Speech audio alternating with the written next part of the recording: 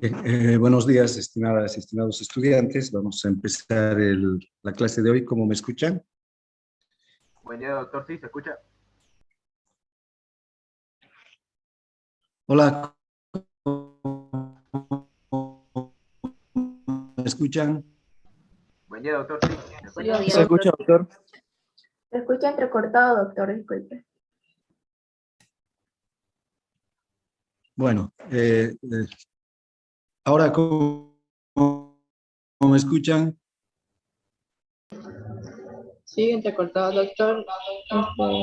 ¿Podría apagar su cámara también? ¿Eso podría ayudar?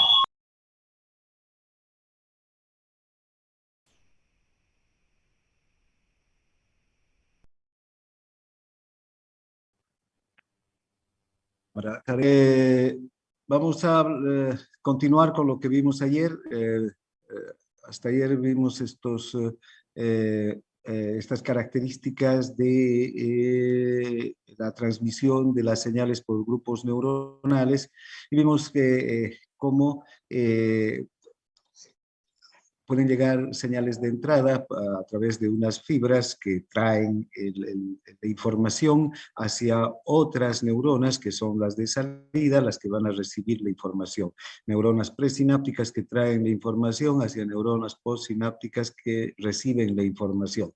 Ahora podemos ver la fibra 1 que va a actuar sobre la fibra o sobre la fibra A de manera directa con muchos terminales presinápticos, pero también va a actuar sobre la fibra B con algunos terminales presinápticos e incluso sobre la fibra C. La fibra 2 también directamente sobre la fibra D con muchos terminales presinápticos y va a actuar también sobre la fibra C y la fibra B con algunos terminales. Tanto la fibra 1 como la fibra 2, al actuar sobre las fibras A y D respectivamente, lo hacen con muchos terminales presinápticos y este es un campo de estimulación intenso. Con un solo estímulo podrían despolarizar, transmitir la información hacia la fibra D. Pero ¿qué ocurre con las fibras B y C? Estas fibras al recibir ya sea de la fibra 2 o de la fibra 1, solamente unas cuantas terminales, si reciben solo el estímulo excitador de la fibra 1, la fibra B o la C, no se van a llegar a despolarizar, van a quedar por debajo del umbral. Cuando esto ocurre, se conoce con el nombre de facilitación. Cuando la fibra está facilitada o la neurona está facilitada, tiene una carga eléctrica más positiva que el potencial de membrana en reposo, pero sin embargo está por debajo del umbral, no ha llegado al umbral de despolarización. Por lo tanto, no se despolariza. Necesita entonces que llegue una cantidad adicional de milivoltios que exciten a la fibra para que pueda llegar al umbral y luego despolarizarse. Esto hace entonces que estas fibras, si no llegan a despolarizarse, se encuentren facilitadas. Entonces, vamos a tener fibras que cuando reciben el estímulo a través de fibras de entrada y este estímulo está por encima del umbral, entonces estas fibras se van a excitar. Pero cuando este estímulo que reciben de las fibras de llegada está por debajo del umbral, no se llegan a excitar. Lo que sucede es que aumentan el voltaje, pero no llegan al umbral. En este caso se conoce como facilitación. Bien, ahora hay una zona de descarga de la neurona, entonces, ¿verdad? Esta zona de descarga es a la que va a llegar una mayor cantidad de terminales presinápticos, pero hay también una zona de facilitación. Esta zona facilitada es donde llegan pocos terminales presinápticos y en realidad el estímulo es insuficiente para que produzcan ningún tipo de excitación. Bien, Eh,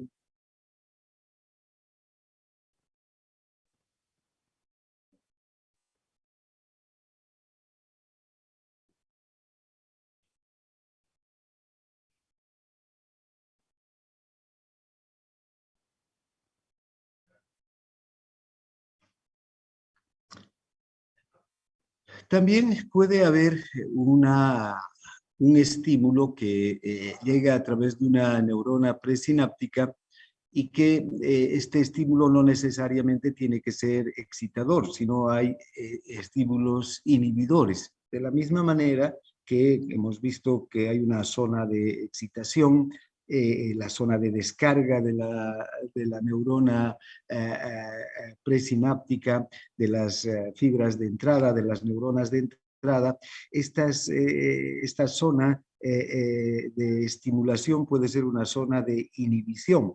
Esto se debe a que el neurotransmisor que transmite el estímulo va a actuar sobre receptores de la neurona postsináptica que van a abrir canales de cloro o van a abrir canales de potasio. Esta apertura de canales de cloro va a hacer que la neurona se inhiba más todavía, o la apertura de canales de potasio que va a tener el mismo efecto, ¿no?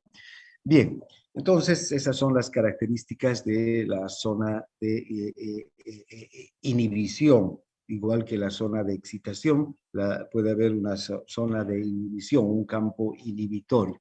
Bien, además, vean, hay transmisiones neuronales que pueden tener efectos sobre diversas neuronas y van a convertirse en circuitos que pueden amplificar una señal o pueden también concentrar una señal.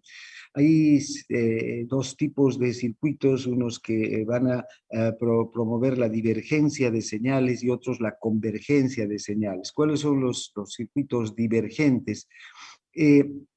Van a ser aquellos que hagan que las señales que van atravesando los diversos grupos neuronales vayan transmitiéndose a un número mayor de fibras. Por ejemplo, aquí tenemos un circuito divergente amplificador.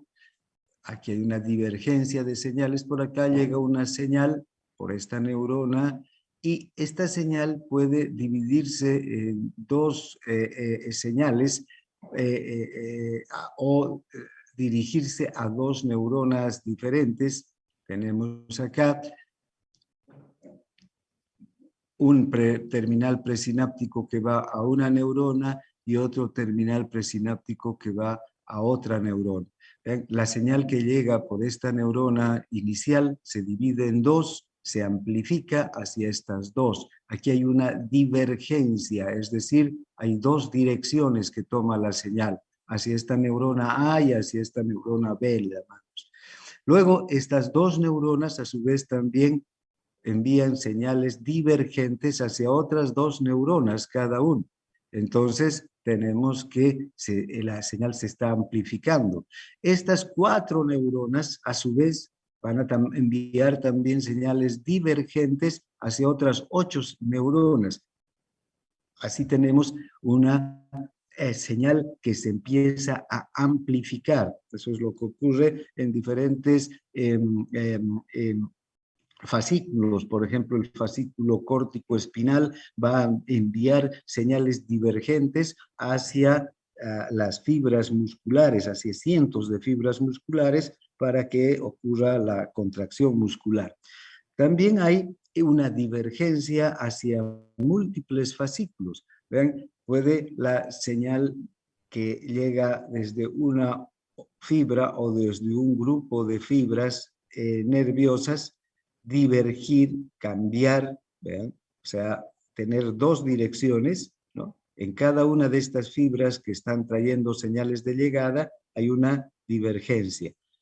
Y a su vez, estas dos neuronas que reciben la información de la neurona divergente van a tomar caminos diferentes, no se van a amplificar.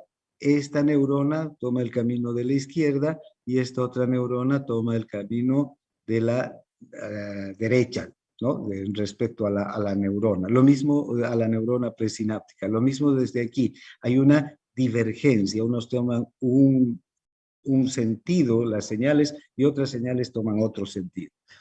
Luego tenemos lo que se conoce como la convergencia de señales.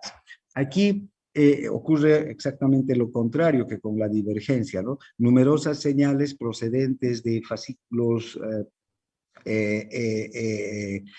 distintos van a convergir, van a llegar a una misma neurona. Podemos ver aquí que hay varios terminales presinápticos que llegan a una sola neurona procedentes de una sola fuente, ¿no? Pero también podemos tener una convergencia desde múltiples fuentes. Aquí está la neurona que recibe señales, las señales sobre las que van a convergir las señales. Hay una fibra 3, una fibra 2, una fibra 1, que vienen desde diferentes lugares y que traen señales que van a convergir en esta fibra, en esta neurona. Entonces, tenemos circuitos divergentes, tenemos circuitos convergentes. Además, hay circuitos neuronales que pueden tener señales de salida excitadoras e inhibidoras al mismo tiempo.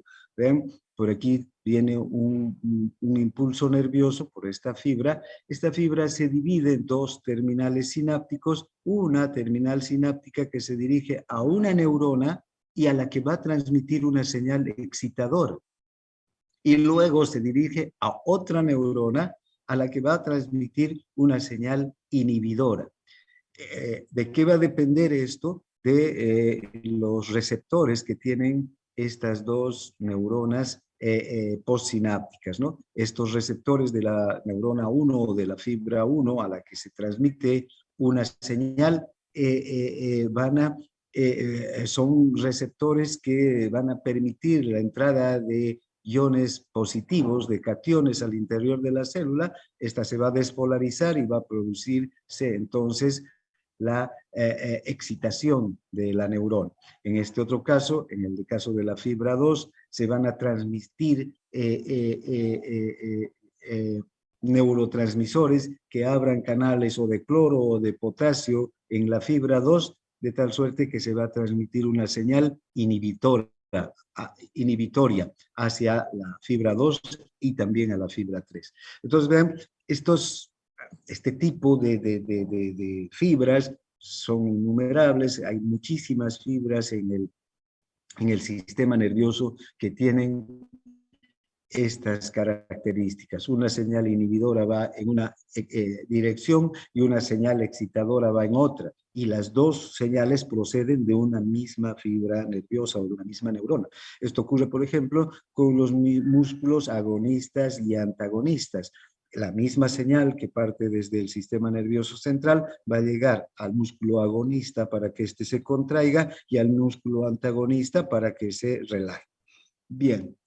Ahora, también los circuitos neuronales pueden prolongar las señales pasando de un grupo neuronal a otro. A esto se conoce como postdescarga o postdescarga sináptica.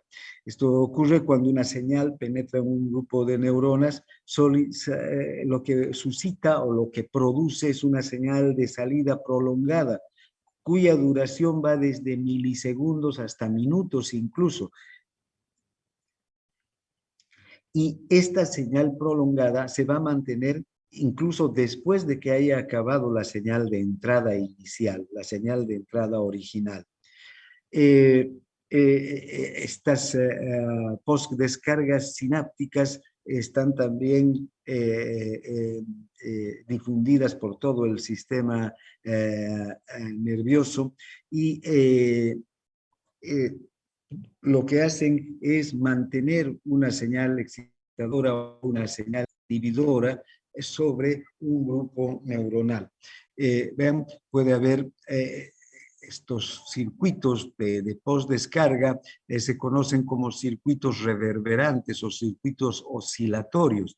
Fíjense, aquí hay un circuito que tiene una característica que implica una sola neurona, otro que implica unas pocas neuronas, otro que implica fibras facilitadoras e inhibidoras y otro que implica muchas fibras paralelas.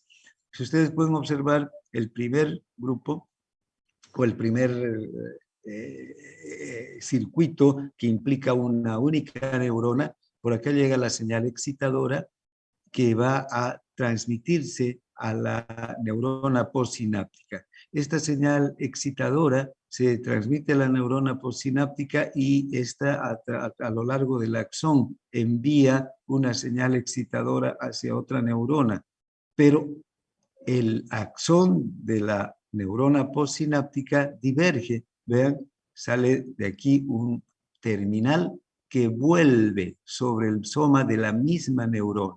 Entonces, esta señal excitadora que está yendo hacia otra neurona también va a volver hacia la neurona postsináptica, hacia la misma neurona, y la va a reexcitar, ¿no?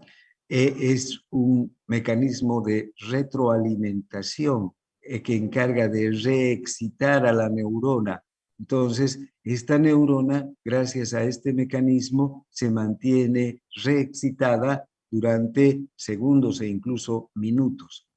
También puede haber una señal que llega a través de una neurona y que va a implicar unas pocas neuronas más que el circuito anterior. Vean, aquí ya no es una sola neurona, sino hay una, dos, tres, hasta 4 neuronas. Y estas 4 neuronas tienen estas características. Hay una señal excitadora que viene desde la fibra de entrada, se transmite entre varias neuronas la misma señal excitadora. Esta señal excitadora excita a otras neuronas. Estas a su vez envían fibras hacia la neurona postsináptica, fibras de reentrada para reexcitar a esta neurona y producir nuevamente la señal excitadora. Entonces, estas características de estos circuitos reverberantes lo que hacen es mantener una señal por unos segundos más o unos minutos más, incluso después de que ya ha pasado, ya la señal excitadora de entrada se ha extinguido. Aquí en la fibra de entrada la señal ya se ha extinguido, pero vean, aquí todavía sigue reverberando u oscilando o reexcitando esta señal que ya fue extinguida en la fibra de entrada, todavía se mantiene en las neuronas reverberantes, en estos circuitos. También pueden haber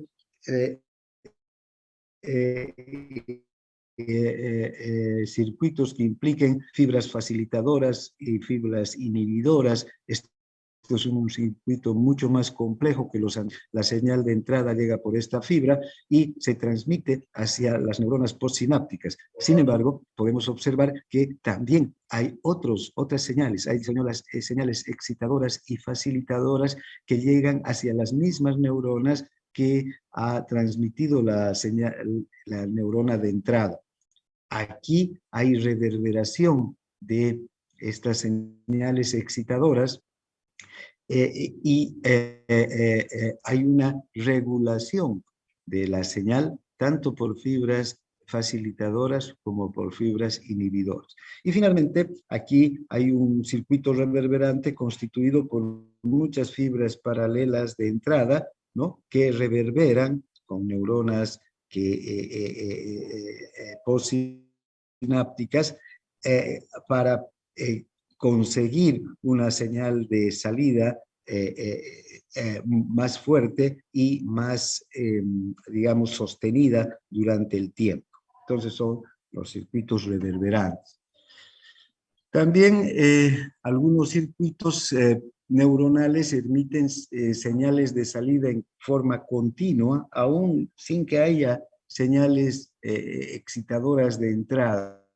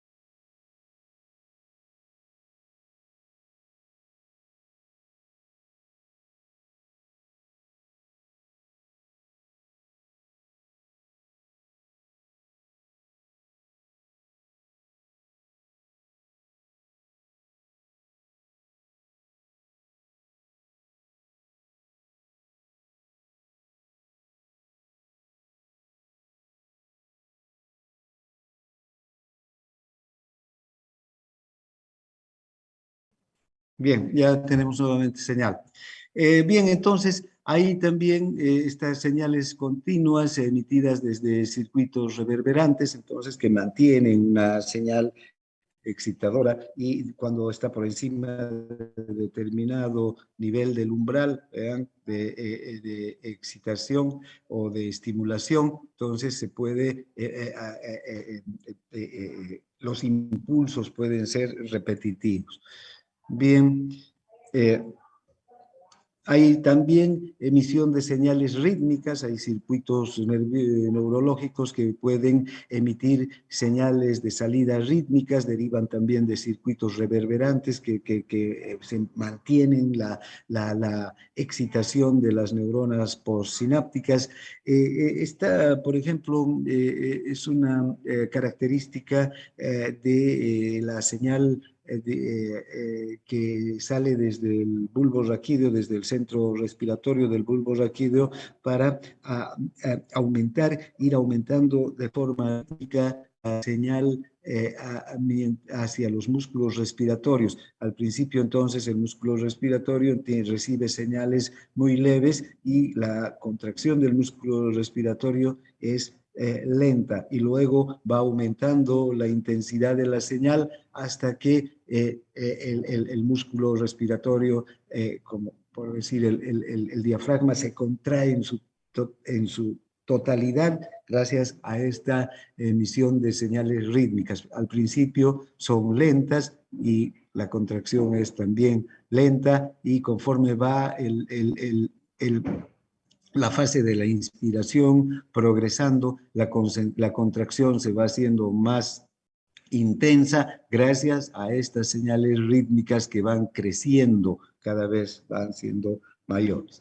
Bien, ahora, los circuitos neuronales pueden tener interferencias, alteraciones, dado que hay una gran cantidad de señales que llegan hacia las neuronas procedentes desde todos los receptores sensitivos, procedentes desde todas las áreas de la corteza cerebral.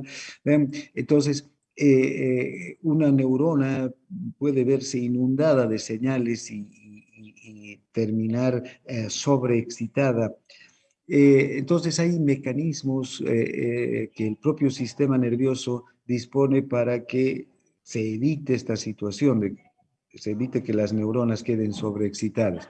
Hay circuitos inhibidores que son circuitos de retroalimentación que están vinculados o que empiezan en los extremos de los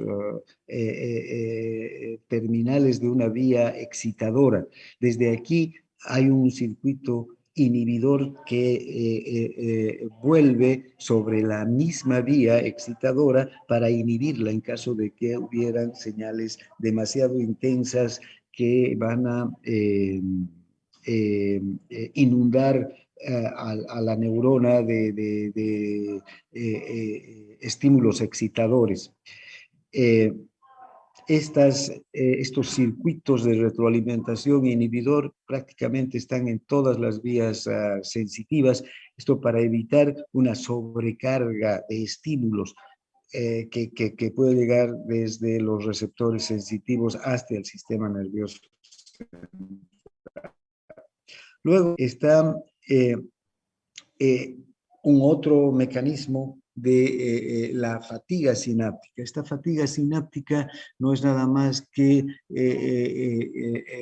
el hecho de que la neurona deja de transmitir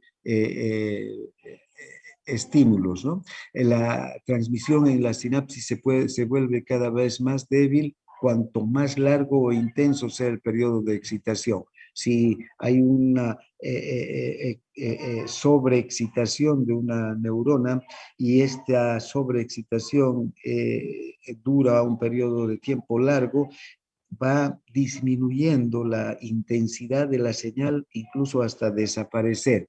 Este es un mecanismo de protección del sistema nervioso y de las neuronas de la corteza cerebral en especial.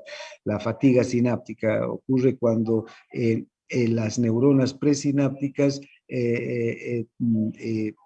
se quedan sin neurotransmisor, acaban su neurotransmisor. Entonces, como ya no disponen de mayor cantidad de neurotransmisor para transmitir su señal, entonces va a desaparecer el estímulo excitador que están transmitiendo.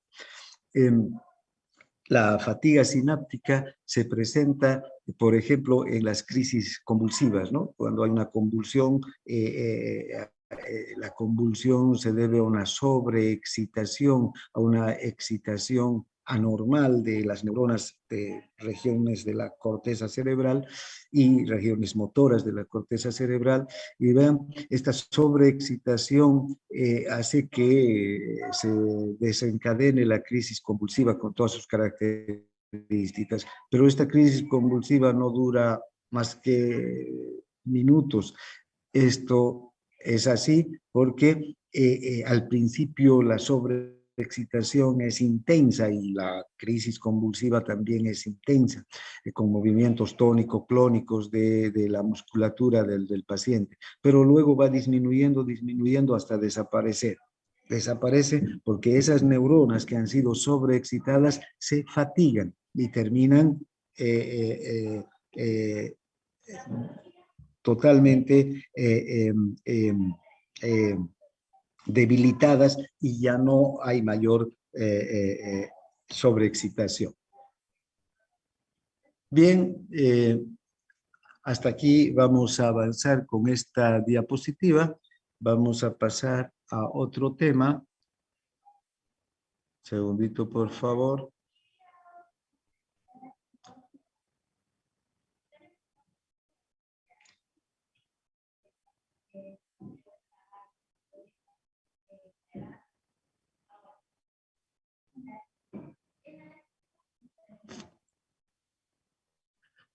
Bien,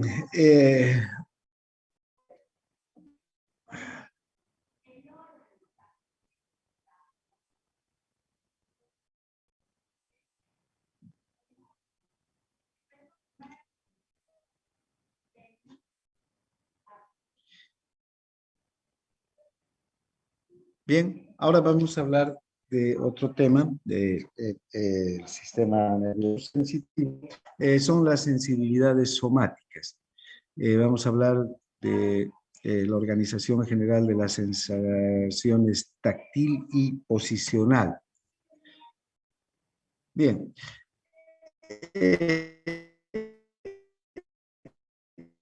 La sensación nervioso que recopila la información sensitiva en todo el cuerpo. Por eso se llama sensibilidad somática. Soma viene de cuerpo, ¿no? Y esta sensibilidad, entonces, es conducida a través de numerosos receptores. Primero es recogida a nivel de numerosos receptores que están distribuidos por el cuerpo y luego desde estos receptores es transmitida hacia vías nerviosas, hacia fibras nerviosas, ya sea tipo C, tipo A, que van a conducir el impulso hasta la médula espinal, hasta el asta posterior de la médula espinal y desde el asta posterior de la médula espinal los fascículos encargados de subir la sensación, como el fascículo dorsal, el menisco medial o el fascículo anterolateral, van a hacer llegar esta información hasta el bulbo raquídeo, hasta el mesencéfalo, hasta el tálamo y finalmente unas neuronas ya de tercer orden van a llevar la información desde el tálamo hacia la corteza cerebral. Entonces, vean, esta sensibilidad somática es la capacidad que tiene nuestro organismo de recopilar toda la información sensitiva y transmitirla, y recopilar toda la información sensitiva que se produce en estos receptores sensitivos que están distribuidos por todo el cuerpo. Por eso se llama sensibilidad somática. Bien, ahora tenemos diferentes tipos de sensibilidades somáticas. Hay sensibilidades somáticas mecanorreceptoras, como las táctiles y las posicionales. Hay sensibilidades somáticas termorreceptoras, como el calor y el frío, y hay sensibilidades somáticas al dolor. Entonces, vean, desde los distintos segmentos y desde las distintas partes del cuerpo se recogen sensibilidades somáticas mecanorreceptoras, por ejemplo, sensibilidades táctiles y sensibilidades posicionales, es decir, nuestro cuerpo, cualquier parte de nuestro cuerpo y de nuestra piel, al entrar en contacto con un objeto o con cualquier tipo de estímulo, va a recoger ese estímulo a través de mecanorreceptores y lo va a transmitir hacia el sistema nervioso central. Pero además, otra sensibilidad importantísima es la de la posición de nuestro cuerpo. Si estamos sentados, si estamos parados, si estamos caminando, si estamos echados, tenemos receptores, entonces, que son capaces de informar al sistema nervioso central sobre la posición de cada una de nuestras articulaciones, cómo está la articulación del codo, del brazo izquierdo o del brazo derecho, o cómo está la posición de la articulación de la rodilla o la posición de la articulación de una falange o de otra. Es desde todas las articulaciones parten informaciones sensitivas que mantienen a nuestro organismo informado sobre la posición de nuestro cuerpo, pero no solamente desde las articulaciones, también desde los músculos, desde los tendones. Luego hay a lo largo de todo nuestro de toda nuestra piel receptores sensitivos que detectan la temperatura, ya sea frío o calor. También son capaces de enviar hacia el sistema nervioso la información sobre la temperatura del medio ambiente. Y finalmente, distribuidos por todo el cuerpo, por todas las fascias, por todas las cubiertas de los órganos, por las articulaciones, por los tendones, por la piel, por el tejido celular subcutáneo. Tenemos receptores sensitivos capaces de transmitir el daño que se produce a nivel de los tejidos. Este daño se traduce en una sensación específica. Sufre un daño, lo que el individuo siente es dolor. Bien, entonces estas son las sensibilidades somáticas. Ahora, vean, en cuanto a las sensaciones táctiles, tenemos que el tacto, la presión y la vibración son tres tipos de sensibilidades o de sensaciones que en sí mismas son independientes. El tacto nos permite apreciar la estructura, la forma,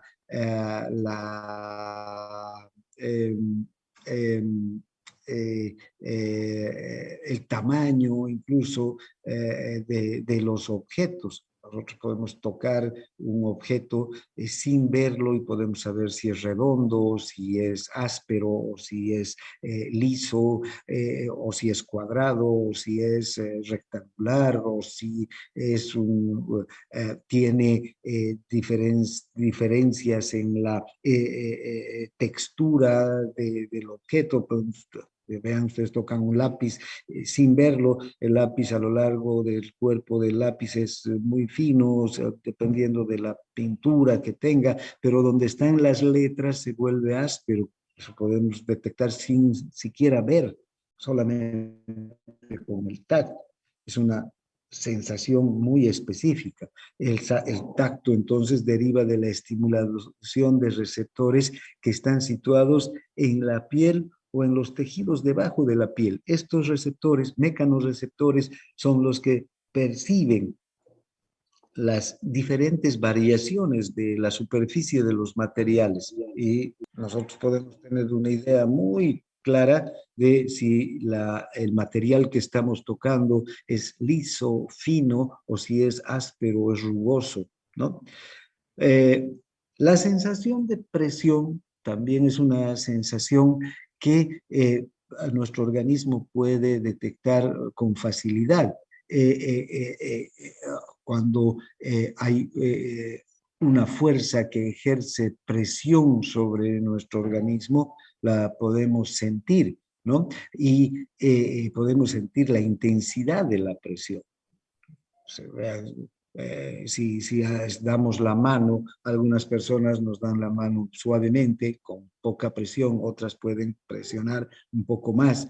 Podemos sentir fácilmente y diferenciar la intensidad de las presiones, de estas fuerzas que hay sobre nuestro cuerpo, o si alguien nos abraza, o si quedamos atrapados entre dos objetos que nos comprimen, también fácilmente podemos percibir la intensidad de la presión. Esta presión, esta información parte desde más bien tejidos un poco más profundos. Y estos tejidos profundos tienen receptores como, por ejemplo, los corpúsculos de Pacini, de Ruffini, que detectan la deformación del tejido. Cuando el tejido profundo se empieza a deformar por la fuerza que ejerce esa presión sobre el tejido, si nos dan la mano con fuerza, los tejidos de nuestra mano, los que están por debajo de la piel y el tejido celular subcutáneo, se van a deformar. Más si hay una mayor, digamos, el apretón de manos es más fuerte o menos, a haber menos deformidad en esa deformación del tejido y lo envían hacia el sistema nervioso para informar sobre estas presiones que nuestro cuerpo está recibiendo. Finalmente, la vibración es otro tipo de sensibilidad que resulta de la repetición de señales sensitivas que se producen con gran rapidez. Nosotros podemos sentir cómo vibra el celular, por ejemplo. Estas son señales vibratorias que se producen con gran rapidez y que si estamos en contacto con el celular está en nuestra mano, en nuestro bolsillo, podemos sentir esa vibración. Se dan con gran rapidez y que se transmiten hacia nuestro cuerpo. Entonces, al transmitir señales repetitivas, esas señales sensitivas repetitivas,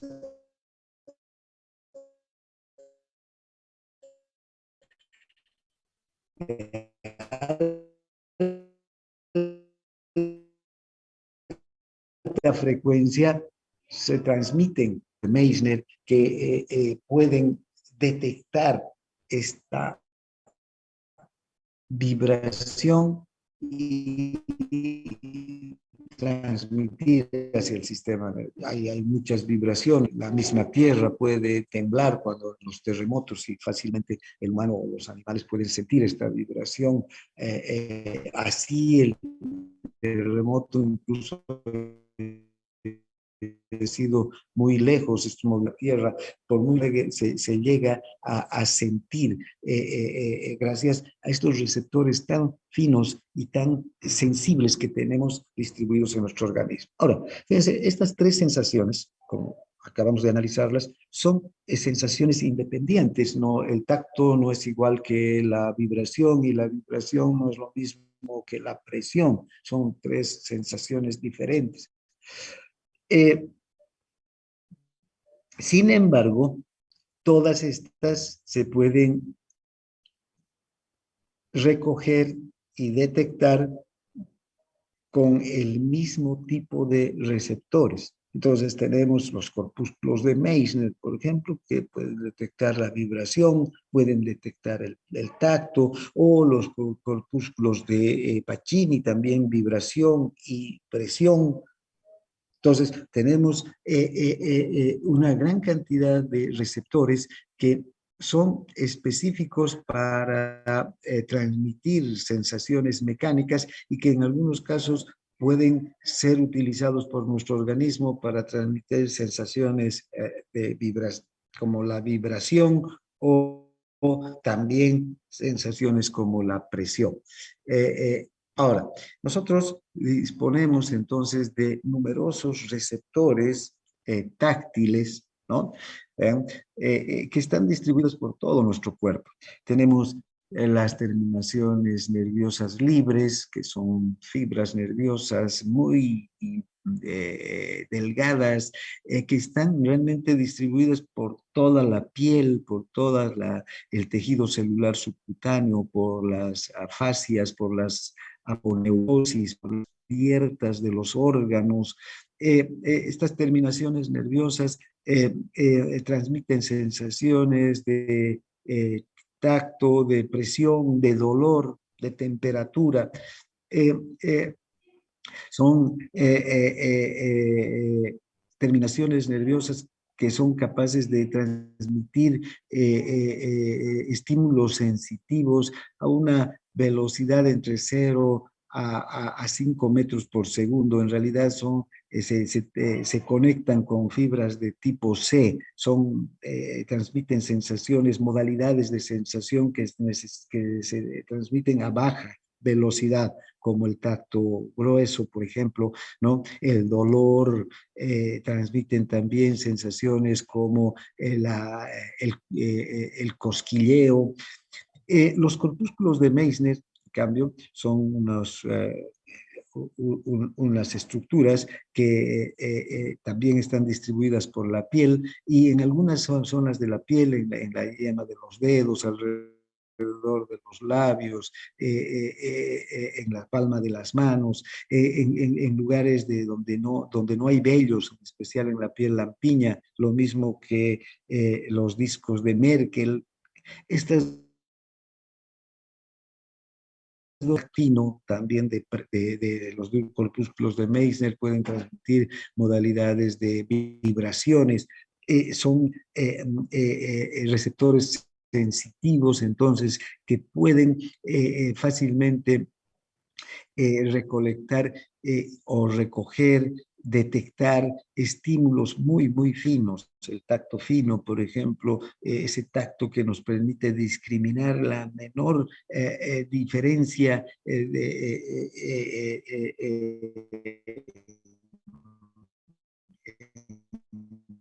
la contextura de un objeto.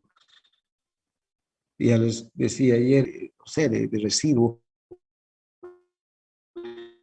que esté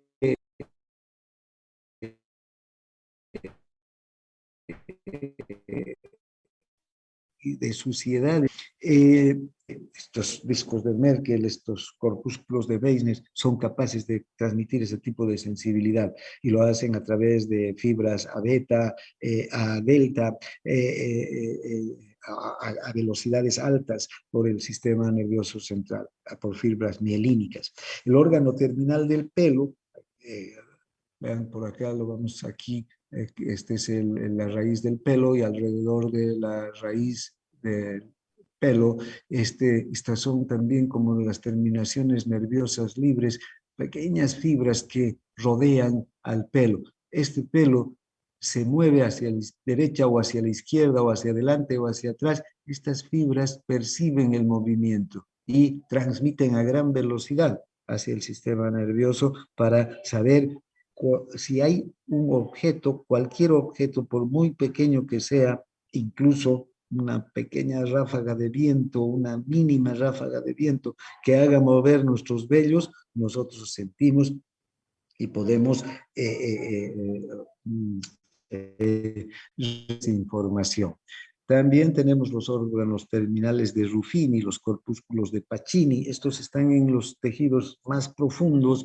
Estos más son órganos, receptores táctiles vinculados con una presión, con esa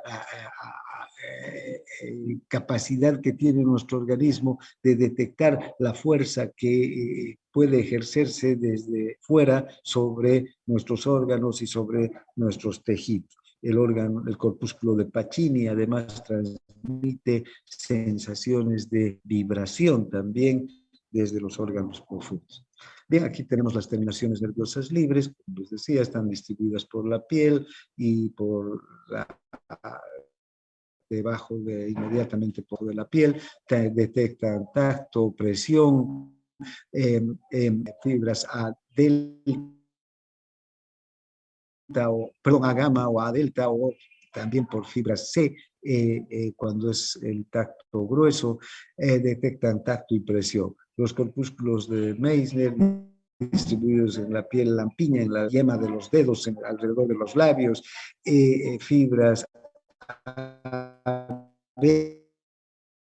beta, 30 a 70 metros por segundo, vibraciones, discos de Merkel también en la yema de los dedos, fibras A beta, señales de contacto directo de los objetos contra la piel, el tacto fino para poder discriminar todas las variaciones de los objetos que tocamos. Fíjense, este es lo que se conoce como el receptor en cúpula de higo. Este receptor en cúpula de higo es una estructura muy, pero muy pequeña que está en las yemas de los dedos. Y observen cómo, y en la piel lampiña, ¿no? Esta estructura tiene, ¿vean?, una gran cantidad de discos de Merkel que percibe cualquier tipo de estímulo que roce la piel, por muy mínimo que sea el estímulo que roza nuestra piel, hay una deformidad de este corpúsculo. Primero la piel, el corpúsculo de Merkel puede percibir esa deformidad y transmitir, ¿ya?, mediante el objeto, muy pequeño que sea, que vean la cantidad. En cada receptor en cúpula de higo hay muchos receptores sensitivos, como los discos de Merkel, ¿no?, que perciben la mínima variación de una estructura de un material, del material que estemos tocando. Por ejemplo, están distribuidos en la yema de los dedos, en las palmas de los dedos también, todos los lugares donde hay piel lampiña, es decir, sin vellos, donde no hay vellos, y alrededor de los labios. Los labios son muy, muy sensitivos, ¿eh? Ustedes pueden sentir la mínima pelusa que roce sus labios o la zona alrededor de los labios, porque estos receptores en cúpula de higo están distribuidos por toda la piel. Y debajo de los receptores están, o en el interior de los receptores, están los discos de Merkel. Luego tenemos el órgano terminal del pelo, como les decía, está enroscado en la raíz del pelo, ¿no? También es una fibra nerviosa o se conecta con una fibra nerviosa A beta y detecta el movimiento de los objetos sobre la superficie. Cualquier objeto que mueva, por muy mínimo que sea el movimiento de un vello, lo vamos a sentir. Si no, hagan la prueba en este momento ustedes, ¿no?, toquen un vello de su cuerpo, el que tengan la posibilidad de hacerlo, en el antebrazo, por ejemplo, toquen y van a sentir inmediatamente ese movimiento, por muy pequeño que sea. Luego están los órganos terminales de Ruffini, que están unidos a las capas más profundas de la piel, ¿no?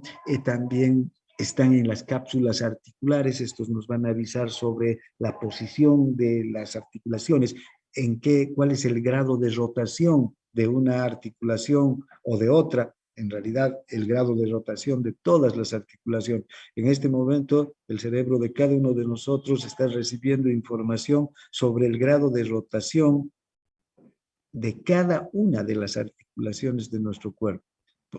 ¿Para qué? Esa información lo utilizamos para prever el próximo movimiento. ¿Cómo va a ser el próximo movimiento? No me puedo poner a caminar si estoy sentado.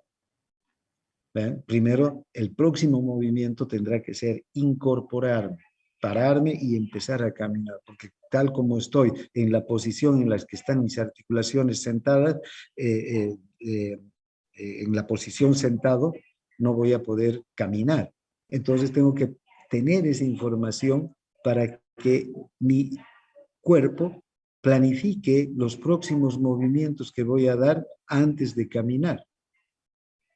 Y esa información es esencial y tiene que ser transmitida a gran velocidad, ¿no? También comunica el estado de deformación de los tejidos y en especial de los tejidos más profundos. También entonces nos da información sobre la presión. Y finalmente están los corpúsculos de Pacini, que se encuentran un poco por debajo de la piel, en las fascias de los músculos.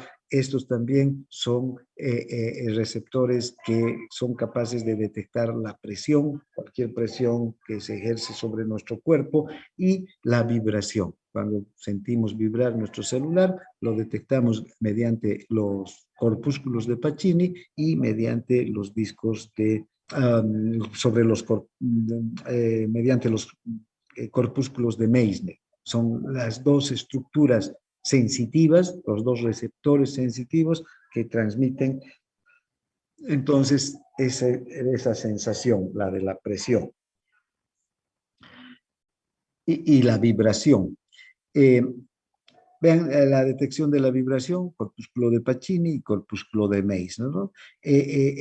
Vean, el corpúsculo de Pacini tiene una capacidad de poder transmitir vibraciones que están entre 30 y 800 ciclos por segundo. O sea, las vibraciones más intensas podemos nosotros percibir con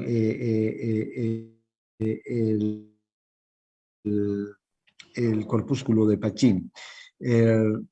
Hay otros animales que tienen una mayor capacidad de poder detectar vibraciones. De hecho, sus sentidos para poderse orientar en la naturaleza, más que la vista o el oído, son órganos que captan vibraciones. Entonces, estos animales tienen receptores sensitivos mucho más desarrollados que el humano. Nosotros tenemos otros sentidos que nos mantienen alertas y nos permiten desplazarnos por el medio ambiente. Pero de todas maneras, vean, nuestro corpúsculo de Pacini puede percibir vibraciones desde 30 a 800 ciclos por segundo. Son de adaptación rápida estos corpúsculos de Pacini. Hemos visto que, por ejemplo, si en cuanto a la presión en especial, cuando nos sentamos, sentimos el peso de nuestro cuerpo sobre nuestras nalgas, sobre nuestros glúteos y sobre la piel que está cubriendo la zona de los glúteos. Entonces, ven, el momento de sentarnos, sí, sentimos la presión, pero luego desaparece esa presión. Nos concentramos más en las otras actividades que estamos haciendo y ahí es donde estos corpúsculos se adaptan con rapidez. Luego están los corpúsculos de Meissner, que transmiten entre 2 a 80 ciclos por segundo, son de adaptación más lenta, estos no se adaptan tan fácilmente. Y finalmente están los que transmiten cosquilleo y picor. Vean, estas son terminaciones nerviosas libres que se transmiten desde la superficie de la piel y estas terminaciones nerviosas libres están conectadas con fibras amielínicas tipo C que transmiten a una velocidad lenta, a 0, entre 0 y 5 metros por segundo, es la velocidad más lenta del sistema nervioso central. En general, las terminaciones nerviosas libres están unidas a fibras AB, a delta,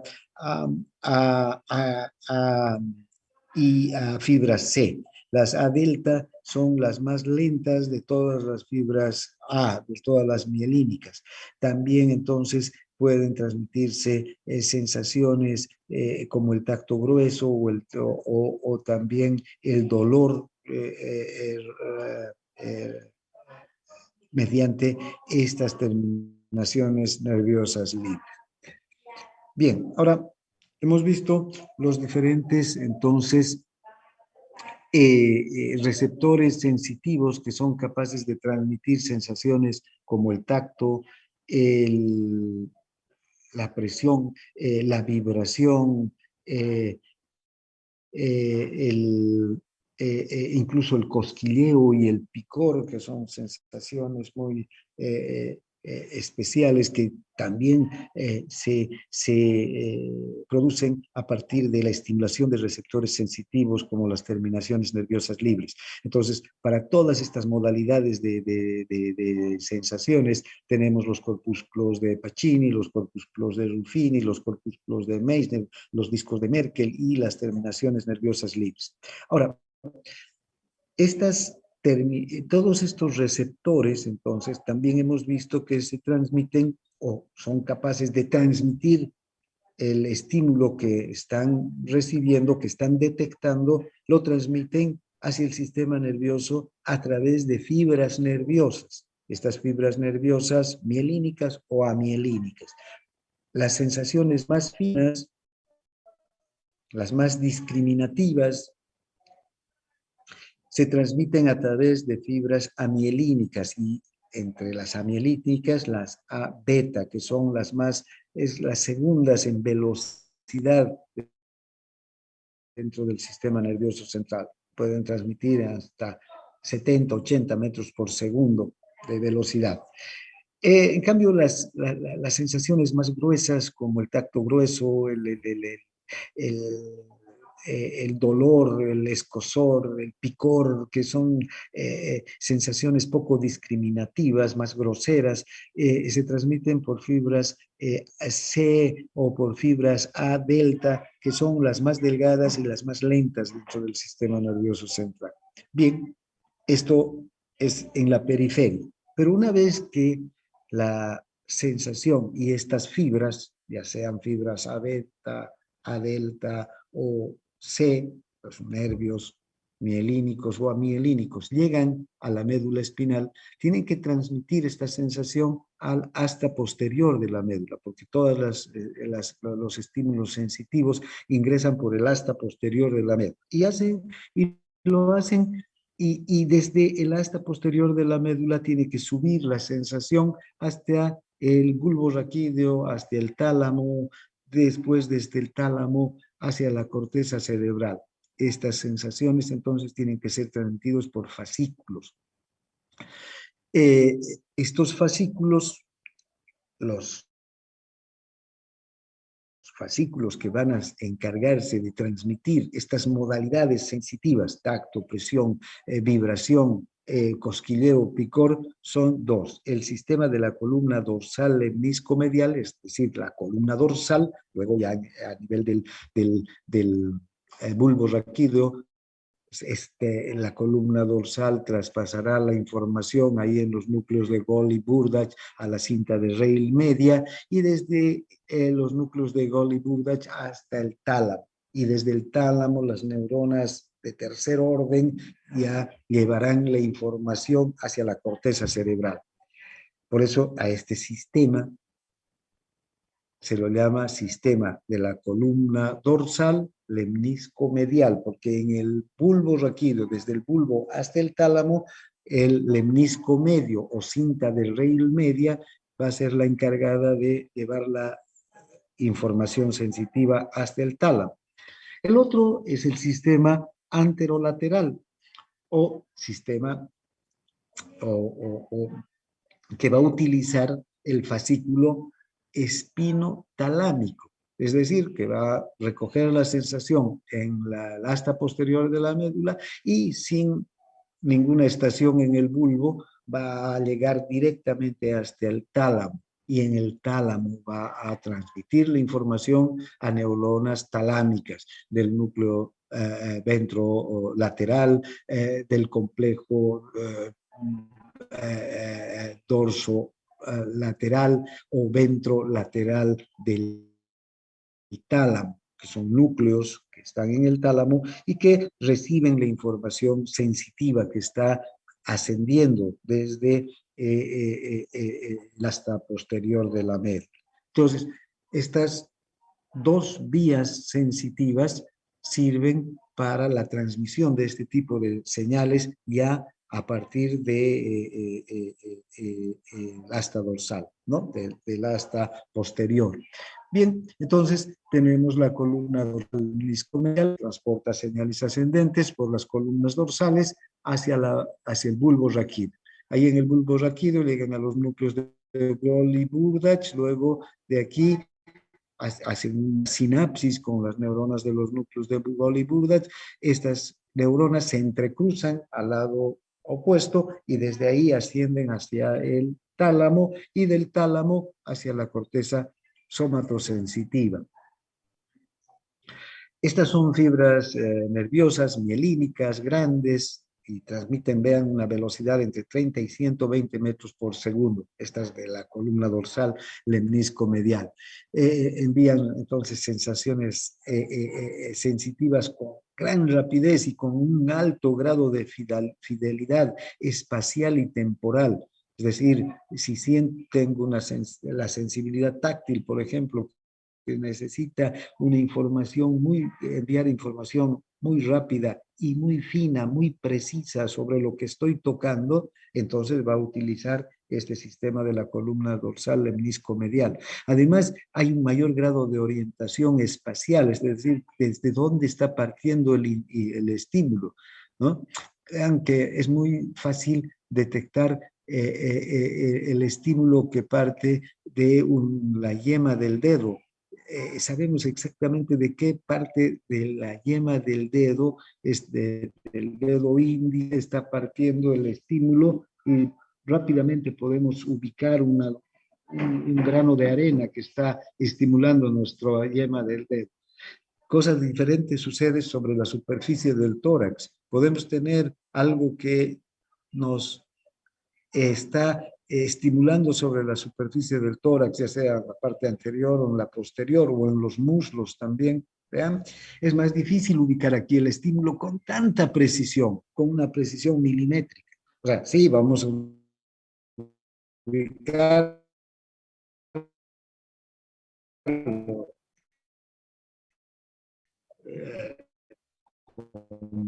con precisión, ¿no? Ahí no hay receptores, no hay discos de Meissner, no hay discos de corpúsculos de Meissner, más son terminaciones nerviosas libres. En cambio, en los dedos de las manos, en las yemas de los dedos de las manos están los discos de Merkel, están los corpúsculos de Meissner que nos permiten realmente encontrar el punto exacto desde donde está partiendo el estímulo. Luego está el otro sistema, el sistema del anterolateral, que aquí las fibras nerviosas llegan hasta la columna anterolateral, a la médula espinal, en el asta dorsal de la médula espinal. Desde aquí parten, ¿verdad?, hacia los fascículos que nacen en el asta dorsal y que forman parte del sistema anterolateral, que es el fascículo espinotalámico, Este fascículo espinotalámico se entrecruza rápidamente, luego de haber nacido en la médula, se entrecruza y cruza por el lado contralateral hacia el tálamo.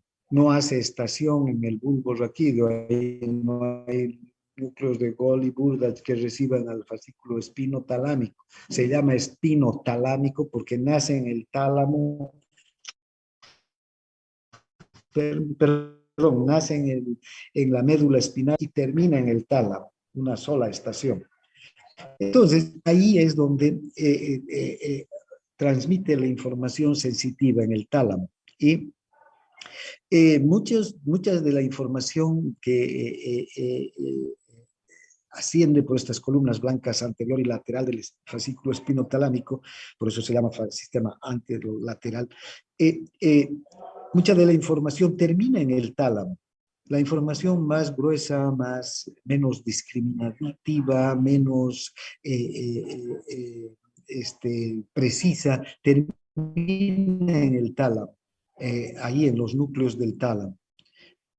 Pero hay una información que puede ser más fina hasta la corteza cerebral, hasta la corteza somatosensitiva del cerebro. Esta corteza somatosensitiva está en el lóbulo parietal. Hasta ahí tiene que llegar si algo de la información que se transmite por el sistema anterolateral. En cambio, la información que se transmite por el sistema de la columna dorsal lemnisco-medial, toda o casi toda la información que se transmite por este sistema llega hacia la corteza parietal, a la corteza somatosensitiva, donde se va a hacer consciente. Bien, entonces tenemos estos dos sistemas. Entonces, ahora, ¿qué tipo de sensaciones se transmiten por el sistema de la columna dorsal lemnisco-medial? ¿No? Sensaciones de tacto que requieren un alto grado de localización del estímulo, el tacto fino, el tacto discriminativo, el tacto que es capaz de encontrar el estímulo en el punto preciso del que está partiendo en nuestro organismo. Sensaciones de tacto que requieren la transmisión de una fina gradación de intensidades. ¿Ya? Podemos fácilmente diferenciar entre una textura muy fina, muy lisa y otra textura menos lisa, más arrugada, o una textura muy áspera. Podemos fácilmente diferenciar que sobre una superficie fina hay una mínima depresión. Sobre una superficie muy fina hay un cabello que lo ubicamos cuando estamos pasando nuestros dedos. Esa es una sensación de tacto que requiere la transmisión de una fina gradación de intensidades. Sensaciones físicas como las vibratorias también se transmiten por el sistema de la columna dorsal lemnisco-medial. Sensaciones que indiquen un movimiento contra la piel. Por ejemplo, todo lo que recoge el órgano terminal del pelo lo transmite hacia la columna dorsal lemnisco-medial a través de fibras A-beta. Sensaciones posicionales desde las articulaciones, es decir, en qué grado, qué grado de rotación tiene la articulación, cómo está rotada la articulación de la rodilla izquierda, de la rodilla derecha, del codo, de la mandíbula, de todas las articulaciones en cada momento, en cada instante, porque esa información va a ser utilizada por el sistema nervioso central, por la corteza motora en este caso, que está en conexión con la corteza somatosensitiva, para el próximo movimiento. El movimiento que demos con cualquiera de nuestros músculos y que haga, ¿no?, rotar una articulación, ya sea de un dedo, del codo, del hombro, de la rodilla, del dedo del pie, del tobillo, de la muñeca, toda la información actualizada milisegundo a milisegundo está yendo desde cada articulación. Y sensaciones de presión también que tengan que ver con una gran finura de la estimación en su intensidad. desde los músculos, desde las fascias en especial, desde la piel también. Muy bien. Y finalmente están las sensaciones transmitidas por el sistema anterolateral. Aquí se transmiten sensaciones como el dolor, las sensaciones térmicas, el calor, el frío, sensaciones de presión y tacto grosero. Por ejemplo, si bien es cierto que no hay corpúsculos de Meissner o discos de Merkel en mi espalda, igual puedo sentir que hay un objeto que está tocando mi espalda. Si es un objeto rugoso o es un objeto liso, no lo voy a diferenciar con facilidad, como cuando toco con mis dedos. Pero sé que hay un objeto, ese es un tacto grueso, un tacto grosero, ese tacto que se recoge mediante terminaciones nerviosas libres, ya no se recoge ese tacto mediante corpúsculos de Meissner ni de Ruffini, sino mediante terminaciones nerviosas libres, va a llegar al sistema de la columna dorsal, al fascículo espinotalámico y por este fascículo, no, por el fascículo anterolateral, ¿no? Por el fascículo espinotalámico y por este fascículo va a subir hacia el tálamo y algo hacia la corteza cerebral. También sensaciones de cosquilleo, picor, cuando nos pica alguna parte del organismo o cuando sentimos cosquillas, ¿no? Un cosquilleo, es una sensación poco definida, no sabemos exactamente dónde es el punto por en el que está produciéndose. Generalmente una zona amplia del cuerpo o de la piel o de una zona del brazo o de la pierna. No es un punto preciso que podemos localizar, sí un área que podemos localizar, desde luego, una zona que podemos localizar. Esas sensaciones de cosquilleo y picor también se transmiten por el sistema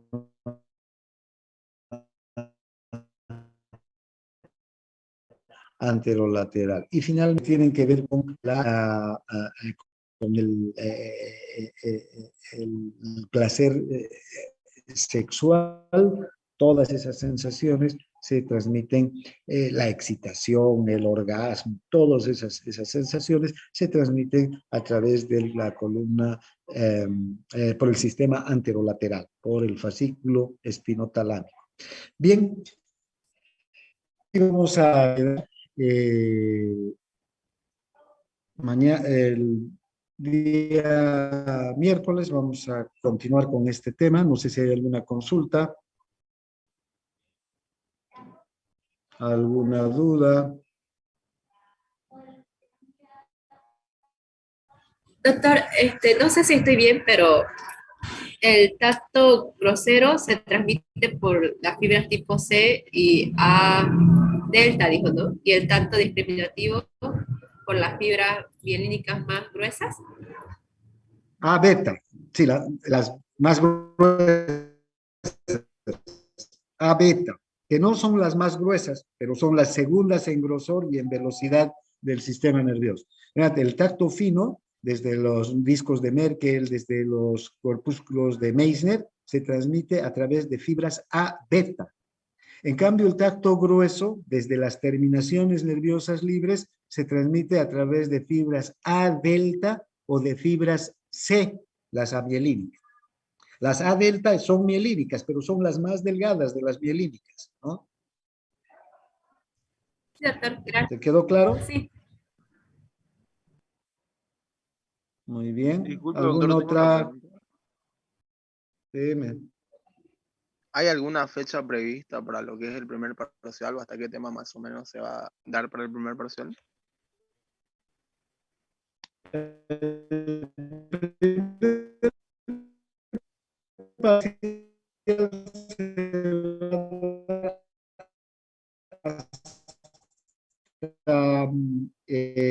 Pero quiero poner una fecha en este momento porque, digamos, estamos todavía lejos. Terminaremos sensitivo, que son 2 temas más, y ya voy a tener una idea más clara de cuánto nos falta con neuromotor, porque motor más va a entrar, y para que podamos poner la fecha. Pero supongo que puede estar entre el 6, entre el 8 y el 10 de junio. Para, digamos, tener el tiempo necesario para que ustedes puedan estudiar. A ver, esperen un segundito, junio, ¿no? Entonces el 8 es miércoles, el 9 es jueves y el 10 es viernes.